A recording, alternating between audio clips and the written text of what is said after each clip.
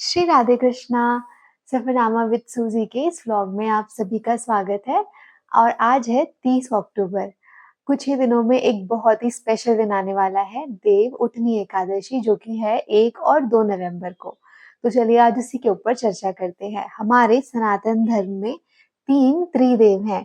त्रिदेव यानी हमारे 3 भगवान हैं, ब्रह्मा जी, श्री हरिनारायण विष्णु जी और महेश यानी महादेव जी।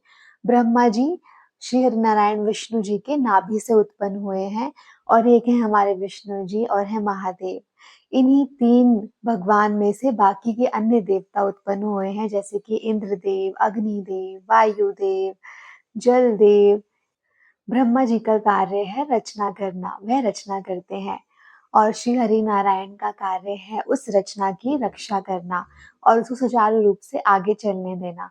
और महेश यानी महादेव का कार्य है बुरी शक्तियों से लड़ना और अगर जरूरत पड़े तो श्री हरि नारायण जिसकी रक्षा कर रहे हैं उसका सर्वनाश करना।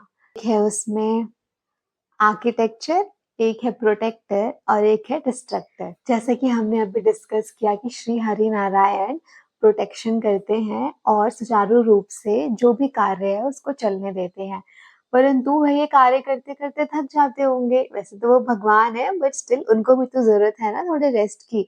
तो वह 8 महीनों तक अपना कार्य करते हैं, उसके बाद वो 4 महीनों के लिए रेस्ट करते हैं। और भगवान का रेस्ट हमारे रेस्ट की तरह नहीं होता, वह जाते हैं योग निद्रा में, यानी मेडिटेशन मोड में चले जाते हैं वो। तो क्या आपने कभी सोचा है कि जब हमारे श्री हरि नारायण शयन करने चले जाते हैं 4 महीनों के लिए, जिसको चतुर्मास भी कहते हैं, तो इस ब्रह्मांड की, इस धरती की हमारी रक्षा कौन करता है? तब आते हैं पिक्चर में मेन महादेव जी, जो कि अन्य देवी देवताओं के साथ श्री हरि नारायण का कार्य संभालते हैं। महादेव तो हमेशा ही मेडिटेशन में रहते हैं, परंतु इन 4 महीनों के लिए चतुर्मास में श्री हरि नारायण जाते हैं मेडिटेशन में।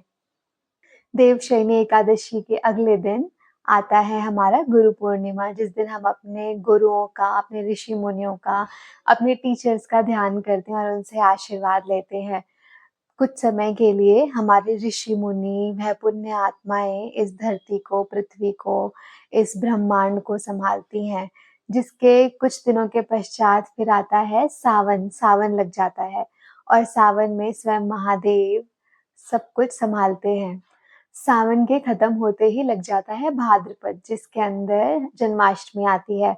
और श्री कृष्ण, जो कि श्री हरि नारायण का ही एक स्वरूप है, हम उनकी लीलाओं का स्मरण करते हैं और मटकी फोड़ी जाती है, माखन बनाया जाता है, उनकी पूजा आराधना होती है। तो उस टाइम में श्री कृष्ण सब कुछ संभालते हैं। श्री कृष्ण के जाने के बाद आ जाते हैं हमारे गणपति बप्पा। गणेश चतुर्थी।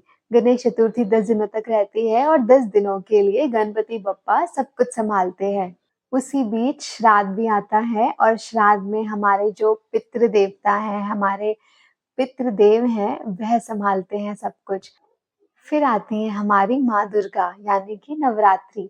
नवरात्रि हमारी 9 दिनों तक चलती है और नवरात्रि में माँ दुर्गा यानी माँ पार्वती सुचारू रूप से सब कुछ संभालती हैं और इस पृथ्वी की, हम सबकी रक्षा करती हैं। नवरात्रि के जाने के बाद फिर आती है दीपावली। दीपावली यानी माँ लक्ष्मी की पूजा आराधना और कुबेर देव की पूजा आराधना की जाती है। इस समय में वह इस पृथ्वी का पालन पोषण करते हैं और सबकी रक्षा करते हैं।